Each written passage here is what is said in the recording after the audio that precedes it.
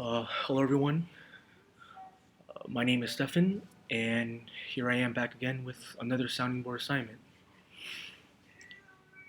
So, for this week's posting, I would like to share a type of nonverbal behavior that I particularly do within the Korean culture that I'm a part of, that may have a deeper meaning in which those not in my culture may not be aware of. Um, as I previously stated in my first sounding board post, one of the values in which Koreans place much importance on is the idea of respect, which is deeply integrated into various aspects within our culture, such as, for example, the Korean language, in how we communicate with others through word usage, and the way how we present ourselves to other people through clothing, actions, and behaviors. Excuse me.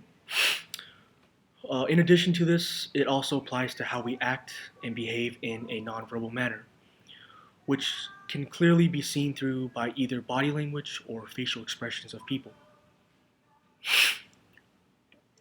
I'm not sure how to fully explain this in a way that can be understood easily, but although some cultures may or not be or may not be aware of this, just the idea of being attentive and conscious of our surroundings, especially in the presence of family members or those who are of higher status within society, carries a profound significance and meaning.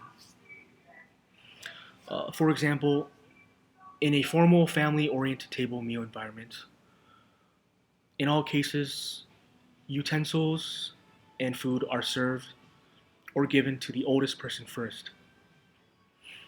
In addition, using the same situation, members of the family are only allowed to start eating their food after the oldest has taken the first bite.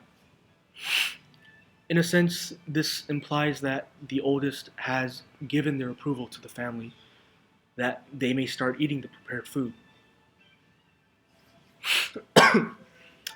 If there are any cases where the oldest didn't arrive or is running late for a family meal, it is respectful to either wait for their arrival before touching any of the food or let them know in advance that they'll be eating first without them.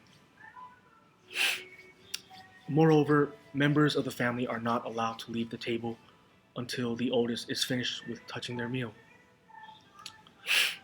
Once they put down their utensils, only then can we stand up from our seats and leave.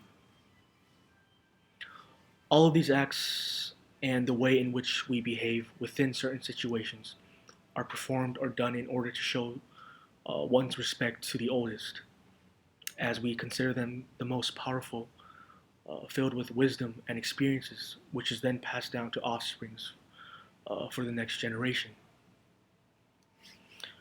Should there be any cases where these steps are not taken, it is rude, impolite, and looked down upon.